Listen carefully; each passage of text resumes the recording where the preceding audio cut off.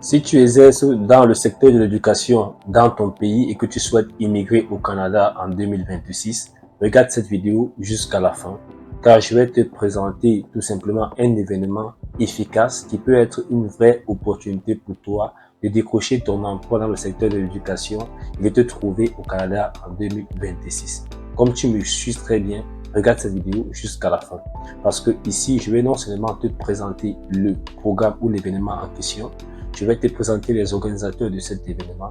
Je vais te donner les détails nécessaires pour savoir, pour vérifier si ton profil peut être tout simplement accepté dans ce salon.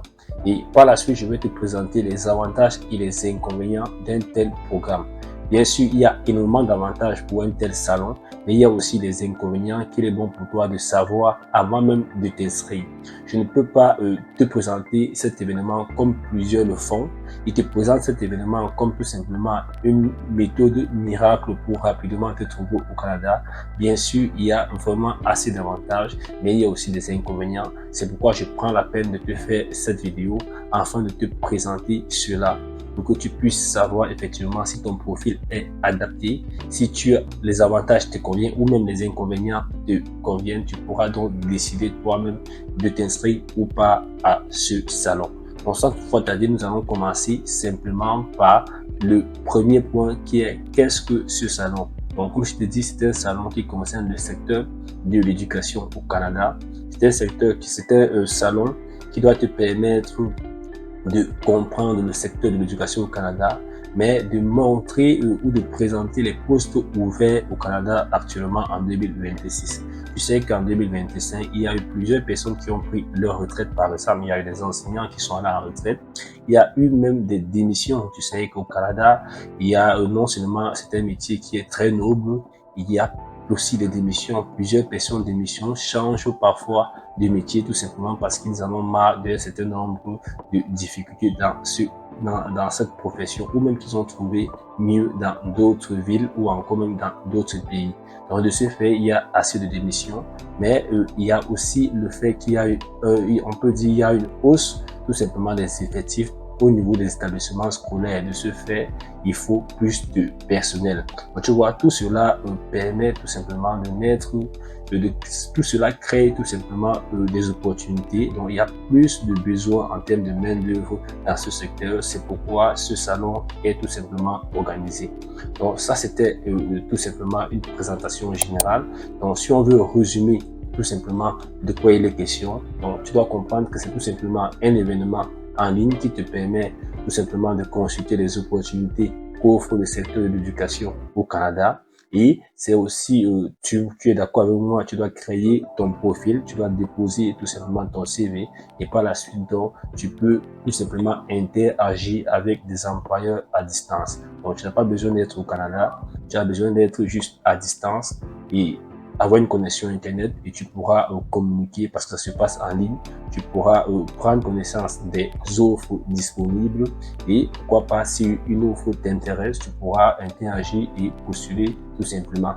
Donc voilà présenté de manière générale ce programme et il faut savoir que c'est un salon qui est organisé.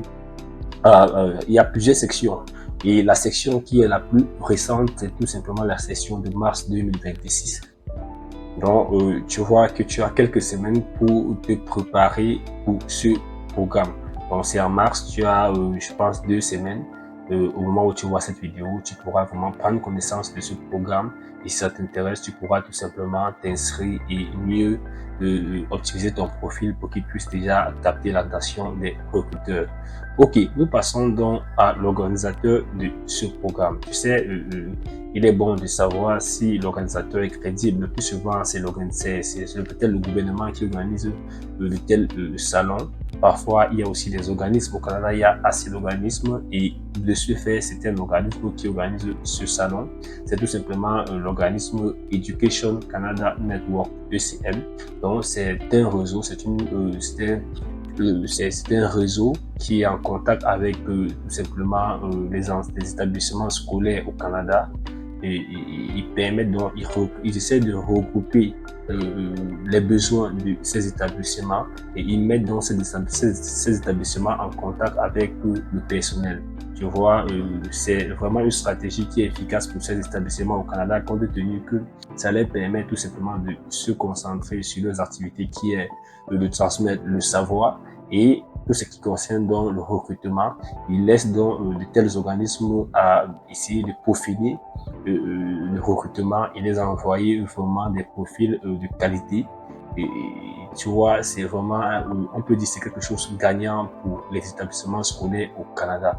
Donc, c'est tout simplement ce réseau ou cet organisme ECN qui organise l'événement et ils organisent cela au niveau de la plateforme jfest.com. Tu sais, la plateforme jfest.com, c'est une plateforme en ligne qui permet d'organiser des événements. Donc, les organismes, parfois même des entreprises pour pouvoir organiser leurs événements virtuels. Ils passent donc par tout simplement cette plateforme pour organiser ce type de salon parce que c'est tout simplement une plateforme qui permet plusieurs avantages et de ce fait, certains organismes comme ECN utilisent cette plateforme pour promouvoir leurs événements, pour organiser leurs événements comme ce salon. Et comme je t'explique, il y a plusieurs sections qui sont organisées.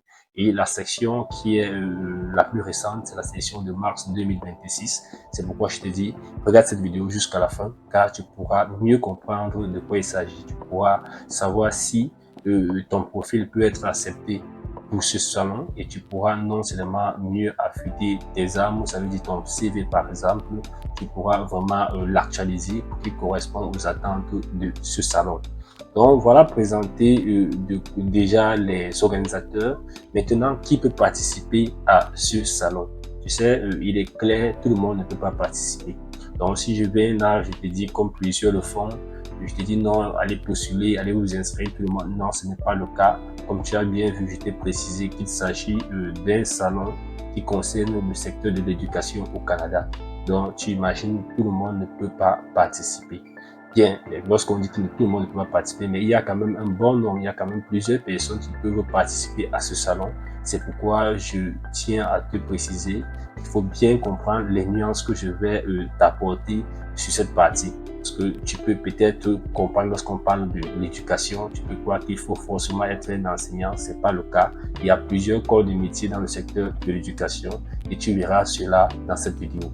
Bien, nous commençons par le premier, je peux dire corps de métier ou le premier métier qui est en vue lorsqu'on parle de l'éducation. Il s'agit tout simplement du métier d'enseignant. Donc ça, c'est les premières personnes qui sont ciblées concernant ce salon. Il s'agit tout simplement des enseignants. Donc si tu es enseignant en Côte d'Ivoire, tu es enseignant au Togo, tu es enseignant au Bénin, tu vois, tu es ciblé par ce salon. Ne manque pas ce salon sous aucun prétexte. Si tu souhaites vraiment immigrer au Canada, tu pourras vraiment trouver ton opportunité, ton travail via ce salon. Donc, si tu es enseignant, peu importe où tu te trouves, que ce soit en France, que ce soit tout simplement en Belgique, tu es ciblé par cet événement. Bien, nous passons donc au deuxième profil ciblé. Il s'agit tout simplement des éducateurs spécialisés. Tu sais, lorsqu'on parle des enseignants, on est dans le cadre purement scolaire. Ça veut dire on peut avoir par exemple des enseignants de l'enseignement général, on peut avoir des enseignants de l'enseignement technique, mais ici on peut aussi avoir des éducateurs spécialisés. Ça veut dire il ne suffit pas seulement de donner des matières, mais il y a des éducateurs également qui ne sont pas purement dans l'ordre pédagogique, qui ne sont pas dans l'enseignement général, l'enseignement technique, mais ils peuvent tout simplement être des enseignants. Ça peut être des enseignants dans le secteur animal, dans le secteur, je peux dire, il y a plusieurs secteurs, qui regroupent l'enseignement. Donc, tu peux être un éducateur spécialisé dans un domaine bien spécifique. Ça veut dire que tu es également attendu tout simplement à ce salon. Bien, il y a également le personnel administratif scolaire. Tu vois, et c'est ce que je t'expliquais. Donc, il faut bien comprendre les nuances. Donc, il y a le personnel administratif scolaire. Ça veut dire peut-être tu travailles comme intendant dans un établissement scolaire. Tu vois, peut-être tu es surveillant dans un établissement scolaire. Tu vois, peut-être tu es tout simplement personnel d'appui au niveau de l'établissement scolaire. Tu vois, tu es également attendu dans ce salon. Tu vois bien les nuances, il faut bien comprendre. Donc, si tu travailles, tu es peut-être, comme je disais, intendant, tu es peut-être caissier dans un établissement scolaire, tu es également attendu à ce salon. Bien, nous passons donc au prochain profil. Il y a tous ceux qui font dans tout simplement l'IT, dans les techniciens IT scolaire. Ça veut dire tous ceux qui sont peut-être des informaticiens au niveau des établissements scolaires. Donc, tu vois, si tu es peut-être informaticien dans un établissement scolaire, si tu développes par exemple des programmes scolaires, donc si tu travailles dans la technologie, au niveau des établissements scolaires, tu es peut-être un développeur qui travaille sur les applications scolaires, peut-être qui est en affinité avec des établissements, qui est en collaboration avec les établissements scolaires et tu es plus dans le numérique. Ça veut dire que tu peux être également concerné par ce salon. Donc, je t'invite vraiment à bien comprendre les nuances et si tu te retrouves dans l'un de ces profils, il faut savoir que ton profil est vraiment admissible à ce salon. Bien, donc nous passons donc au prochain profil, c'est le personnel de soutien. C'est lorsqu'on parle tout simplement d'établissement scolaire, il y a plusieurs éléments qui entrent en compte. Tu peux être peut-être un agent de sécurité dans un établissement scolaire. Ça veut dire que ton profil est attendu. Également, tu peux trouver ton travail ici. Tu vois, tu peux être un agent d'entretien. Tu peux être un agent d'entretien dans un établissement scolaire. C'est ça qu'il faut comprendre parce que tu vois, tu peux être tout simplement agent de ménage, peut-être dans les domiciles.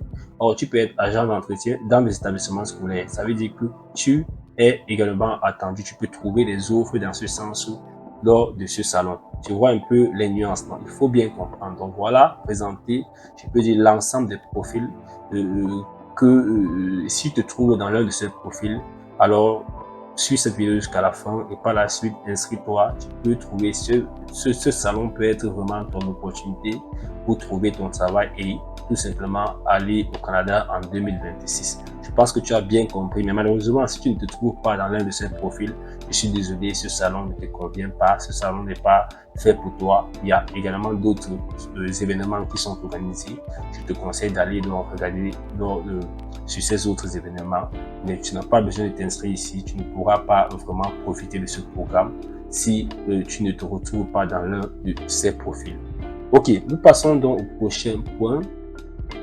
Est-ce accessible depuis l'étranger? Donc, tu vois, tu peux être tout simplement au Tchad et tu te dis, est-ce que vraiment, oui, je suis enseignant? Est-ce que je peux assister étant au Tchad? Est-ce que ce salon doit... c'est vrai, je suis peut-être directeur économe dans un établissement. Est-ce que donc, comme je suis au Burkina Faso, est-ce que je peux donc assister à ce salon? Donc, c'est normal, tu peux te poser ces questions. Tout d'abord, avant de te répondre cela, merci déjà de regarder cette vidéo. Les statistiques nous montrent que plus de 70% de ceux qui regardent nos vidéos ne sont malheureusement pas abonnés à la chaîne. Donc, tu vois, c'est un peu désagréable compte tenu que c'est le seul canal, c'est le seul point que vous pouvez tout simplement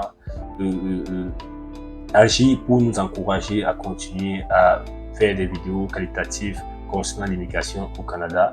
Donc, si tu regardes cette vidéo et que tu n'es pas encore abonné, merci de cliquer simplement sur le bouton s'abonner. Ça ne te coûte rien, c'est gratuit. C'est la seule possibilité pour toi de nous encourager et ça nous fera plaisir car nous pourrons, non seulement ce contenu pourra être partagé à plusieurs personnes et par la suite, nous-mêmes aussi, nous pourrons continuer à faire ce travail, à essayer d'éduquer, essayer de partager notre expérience concernant l'immigration au Canada via le contrat de travail avec les internautes. Donc, merci, si tu n'es pas encore abonné, abonne-toi. Et pourquoi pas, tu peux tout simplement liker la vidéo et partager et afin que plus d'un puisse bénéficier de ces informations. Ok, donc comme je t'expliquais, est-ce accessible depuis l'étranger? Et je peux te répondre simplement par un oui, donc un grand oui. Il faut savoir que c'est accessible, comme je te dis, c'est un salon virtuel. Ça veut dire que tu n'as pas besoin de te déplacer. Il te suffit simplement d'avoir une connexion Internet avec un ordinateur et aussi peut-être un téléphone portable. Mais en réalité, un téléphone, mais je te conseille d'avoir un ordinateur parce que tu sais, un tel salon, il peut arriver que tu n'as pas l'habitude peut-être d'utiliser la plateforme qui est en ligne et malheureusement, peut-être tu peux avoir des difficultés au niveau de certains boutons. Mais si c'est avec un ordinateur, tu vois que c'est plus transparent, c'est plus facile de repérer plusieurs endroits. Donc, je te conseille ce jour, tu peux t'inscrire avec un téléphone déjà, mais si le jour du salon, je te conseille d'utiliser plutôt un ordinateur, tout simplement avec une connexion Internet. Donc, un grand oui, c'est accessible depuis l'étranger, que tu sois en Europe, que tu sois en Afrique, c'est accessible. Mais il faut savoir que c'est pas tous les pays qui sont tout simplement autorisés. Donc, il faut savoir cela, mais c'est en Afrique. La bonne nouvelle que je peux déjà te dire, c'est que la plupart des pays en Afrique, hein, donc, les pays en Afrique sont autorisés. Donc, il faut pas te gêner dessus. Pareil en Europe, mais il y a quelques pays quand même qui ne sont pas autorisés. Mais quelques rares pays quand même. Donc, tu verras cela par la suite. Mais rassure-toi déjà, que ce soit la Côte d'Ivoire, le Togo, le Cameroun, le Bénin, le Tchad, tous ces pays sont autorisés. Tu dois voir cela lorsque nous allons te montrer les vidéos. On va te montrer cela de manière pratique. Tu verras tout cela et tu pourras vérifier l'éligibilité de ton pays avant même de continuer à t'inscrire. Donc, c'est ça qui est intéressant avec ce salon, c'est que tout est transparent. Tu n'as pas besoin, même avant même de continuer, tu sauras si ton pays est éligible ou pas. Mais la bonne nouvelle, comme je te dis, c'est accessible depuis l'étranger, peu importe où tu te trouves, que ce soit en Europe ou en Afrique. Ok, nous continuons avec le prochain point. Il s'agit tout simplement de te présenter les avantages de ce programme ou de ce salon. Tu sais, on t'a dit c'est un salon qui est organisé en ligne, ça concerne l'éducation. Mais qu'est-ce que tu tires clairement si tu assistes à ce salon? Qu'est-ce que tu profites? Est-ce que tu dois directement, est-ce que ça va te permettre d'avoir directement ton visa? Est-ce que c'est normal de te poser ce type de questions? Donc, c'est pourquoi aussi nous avons jugé bon de te préciser quelques avantages qui te permettent, et ce sont des avantages directs qui te permettent de soit te motiver, parce que c'est ça, tu as besoin de la motivation pour soit continuer ou abandonner. Est-ce que tu vas aller jusqu'au bout, t'inscrire, assister, ou c'est pas utile? Mieux tu te concentres peut-être sur d'autres programmes ou peut-être sur d'autres salons, donc ça dépend. Mais c'est pourquoi nous avons jugé bon de te parler quand même de quelques avantages. Ok, le premier avantage c'est quoi? C'est que le salon est en ligne. Donc comme tu comprends, c'est 100% en ligne. Tu sais, parfois, lorsqu'on organise un événement, tout simplement, lorsqu'on organise un événement et que ça soit peut-être en présentiel, ça veut dire qu'il faut qu'on se déplace. Tu vois, le fait de se déplacer, parfois c'est difficile, peut-être on a au bureau, peut-être la distance, le lieu où se tient l'événement est peut-être très éloigné par rapport à notre domicile. Tout ça nous pousse vraiment à abandonner, peut-être à prendre la décision négative de ne pas y assister. Or, ce salon est en ligne, donc tu vois, peu importe où tu te trouves, tu peux être au travail, tu peux être chez toi, tu peux être en famille, tu assistes simplement à ce salon. Et l'avantage encore, c'est que c'est gratuit, tu vois, tu n'as pas besoin de payer un centime. Donc, de ce fait, il n'y a pas de restriction. Si peut-être c'était en ligne, c'était payé directement, tu pourrais dire, bon, là, je ne pense pas, même si c'est peut-être de 20 $, tu peux dire non, je n'ai pas 20 $. Mais ici, tu n'as pas d'excuse, c'est gratuit et c'est en ligne. Il faut juste avoir une connexion Internet.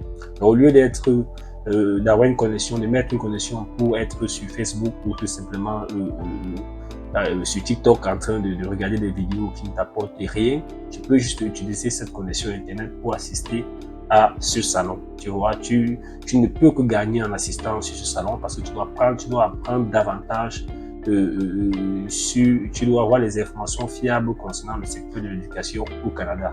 Donc, en réalité, c'est vraiment un avantage majeur. C'est en ligne et c'est complètement gratuit.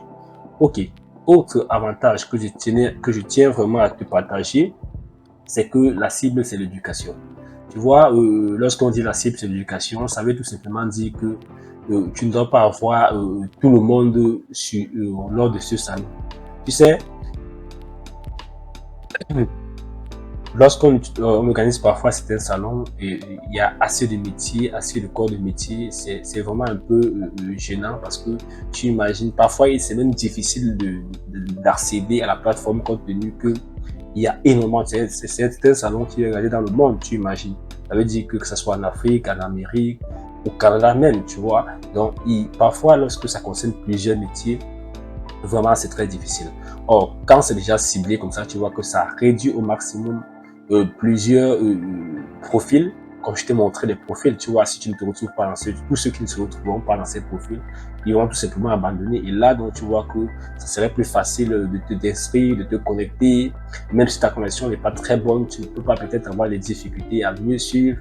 Donc, c'est vraiment un avantage le fait que ça soit ciblé, ça concerne uniquement le secteur de l'éducation. Si tu es dans ce secteur, tu vois que tu es plus motivé. Si tu as de l'expérience, si tu as un bon profil, tu vois que tu es plus motivé. Donc ça, on peut dire, c'est vraiment un avantage.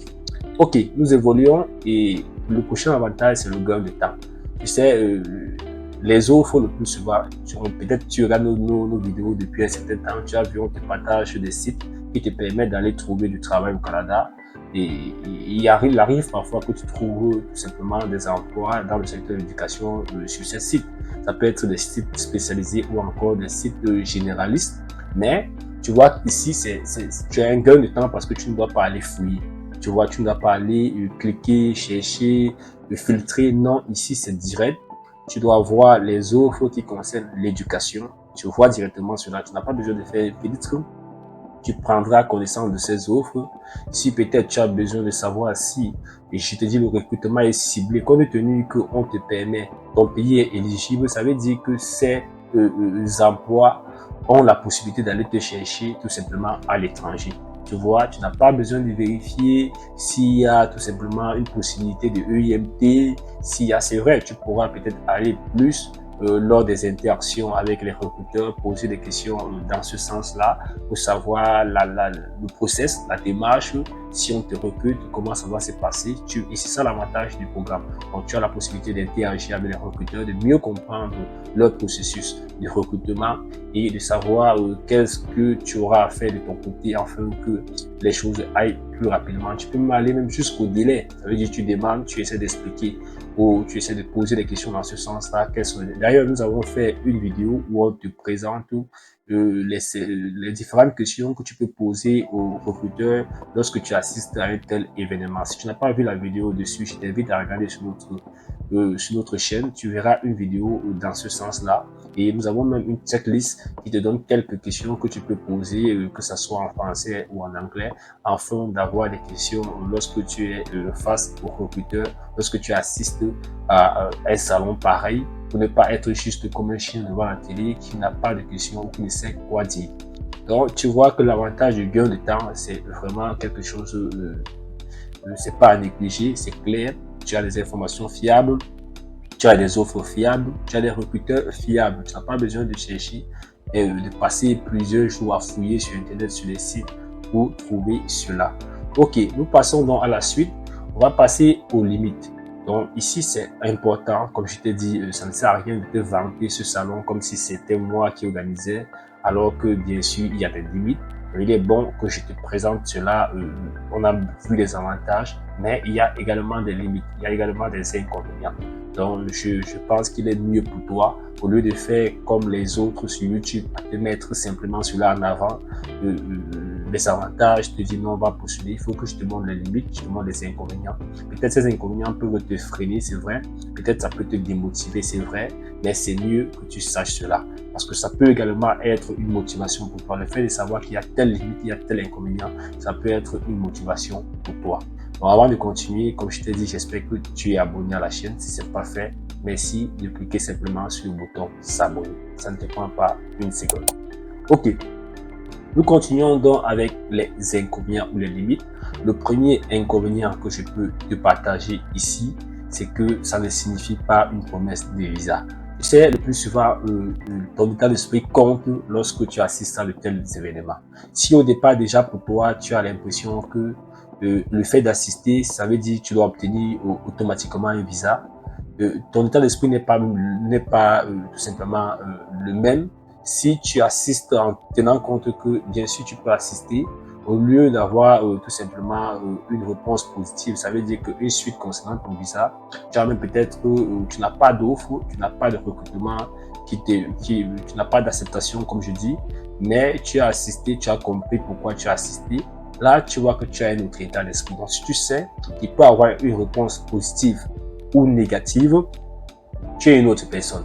Mais si tu pars dans le but que non, il faut à tout prix que j'ai une réponse positive, il faut à tout prix que j'ai mon visa, là, vraiment, tu peux te casser la gueule, tu peux arriver là-bas étant très déçu, tu peux avoir une déception qui te fracasse le cœur, qui ne t'encourage pas peut-être à continuer ta procédure.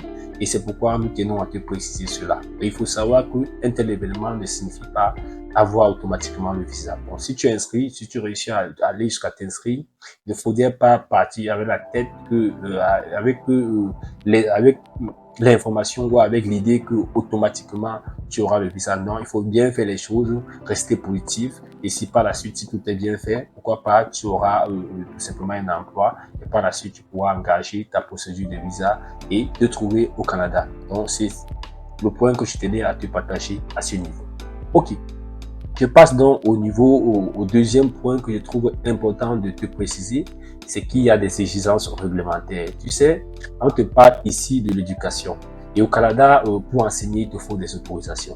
Tu vois, c'est vrai, c'est pas tous les domaines. Bon, on a parlé par exemple du secteur d'entretien au niveau des établissements scolaires. Non, tu n'as pas besoin tu n'as pas besoin d'une autorisation. Le personnel administratif, bien sûr, tu n'as pas également besoin d'une autorisation. Mais lorsqu'on parle d'enseignants, donc pour enseigner, il faut une autorisation d'enseigner. Et le plus souvent, de tel salon, il faudra regarder par exemple tes diplômes. Est-ce que tes diplômes peuvent te permettre? Parce que lorsqu'on dit qu'il te faudra des autorisations, c'est pas compliqué. Mais il faut dire que dans ton pays déjà, est-ce que le fait d'enseigner dans ton pays, est-ce que tu as déjà une autorisation dans ton pays qui te permet d'enseigner? C'est ce qu'il faut que tu essaies déjà de savoir. Est-ce que ton diplôme, est-ce que tu as un diplôme qui t'autorise d'enseigner? Est-ce que tu as un diplôme d'enseignant? Donc, c'est des informations qu'il te faut avoir parce que le fait d'enseigner ne suffit pas d'avoir peut-être tout simplement un contrat d'enseignant dans un établissement peut-être privé, sans toutefois avoir des diplômes qui t'autorisent d'enseigner. Non, au Canada, c'est un pays sérieux. On a besoin de gens qui ont des compétences et des vraies compétences. Et le plus souvent, lorsqu'on parle des vraies compétences, il y a des diplômes, il y a des certifications, il y a des autorisations. Donc, il y a cette partie qui, je pense, peut être des freins pour certaines personnes. Si tu as eu à travailler même 10 ans sans avoir une autorisation d'enseigner, tu n'es pas la même personne, tu ne peux pas aller en concurrence avec quelqu'un qui a enseigné 2 ans et qui a une autorisation d'enseigner. Si tu n'as pas peut-être été dans des écoles normales, je ne sais pas, ou tu n'as pas eu des diplômes qui sont liés à l'enseignement, tu n'es pas la même personne que quelqu'un qui a eu à suivre tout simplement des canaux d'enseignants ou peut-être des établissements, des universités qui concernent l'enseignement. Donc, c'est des points qui peuvent vraiment être un frein pour toi au niveau de cet événement. Donc, si tu tenais à t'expliquer cela, il est bon pour toi de savoir ta position. Tu es, je sais pas où tu te trouves, tu peux être peut-être en Angola, tu peux être au Togo, tu peux être au Bénin. C'est à toi de savoir cela. Quelles sont les équivalences? Est-ce qu'il y a une possibilité? Est-ce que tes diplômes, c'est facile d'avoir des équivalences avec les diplômes au Canada? Peut-être tu travailles comme enseignant dans le secteur public et que tu as une autorisation du gouvernement qui t'autorise à enseigner. C'est bien, ça aussi, il faudrait déjà avoir cela afin de te démarquer, afin d'utiliser cela lorsque tu auras peut-être une offre. Donc, il est bon de regarder ce point dès maintenant. C'est pourquoi je tenais à te préciser cela. Ok, nous continuons avec les limites. Il y a le côté qualité du profil. Tu sais, au Canada, on ne s'amuse pas avec l'enseignement et on a besoin, comme je t'ai expliqué, je t'ai présenté l'organisateur de cet événement. Je t'ai dit que l'avantage avec cet organisateur, c'est qu'il permet aux établissements de continuer à fonctionner avec cet organisme, c'est qu'ils mettent vraiment des profils de qualité en avant. Donc, ils organisent de tels programmes, ils font le maximum de dénicher les meilleurs profils afin de présenter dans ces meilleurs profils aux recruteurs, aux établissements. C'est ça l'avantage. Donc, tu vois que si tu es un peu médiocre, si tu n'es pas vraiment un enseignant qualifié, si tu n'as pas un profil solide, si ton CV n'est pas vraiment adapté aux recruteurs, ton CV n'est pas vraiment au format canadien, c'est pas bien adapté, tu n'utilises pas vraiment des termes clés qui peuvent être en relation avec les termes utilisés au Canada, tu vois que ça peut vraiment porter préjudice à ton profil. Donc, c'est pourquoi ici, tu vois, ça peut être un frein, c'est pourquoi nous précisons la qualité du profil. Et donc, voilà un peu l'ensemble des inconvénients ou des limites que je tenais à te partager à ce niveau. Ok, Donc, nous avons, comme je t'expliquais, nous avons fait une vidéo sur cette thématique où on te présente tout simplement, on part avec toi, on fait un cas pratique pour te montrer comment t'inscrire et optimiser ton profil de A à Z, tu vois. Je pense qu'avec cette vidéo, tu as compris effectivement de quoi il s'agit. Tu as compris si tu es apte, si tu peux être vraiment admissible à ce programme, si ton profil convient à ce programme ou à ce salon. Tu as également vu les avantages et les inconvénients. Donc, si ça te convient, je t'invite donc à aller sur la vidéo 2. Tu peux trouver cette vidéo sur notre chaîne et tu pourras donc tout simplement suivre cette vidéo de A à Z afin de t'inscrire et optimiser ton profil en attendant donc l'événement du salon qui se tiendra donc en mars 2026. Et une fois de plus, merci, j'espère que tu es abonné. N'hésite pas, tu as des questions, écris-nous en commentaire et j'aurai le plaisir tout simplement de te répondre. Si tu as n'importe quel souci, n'hésite pas, tu as également mon numéro WhatsApp que tu vois à l'écran. Tu peux également m'écrire là-bas et rapidement, je vais simplement te répondre.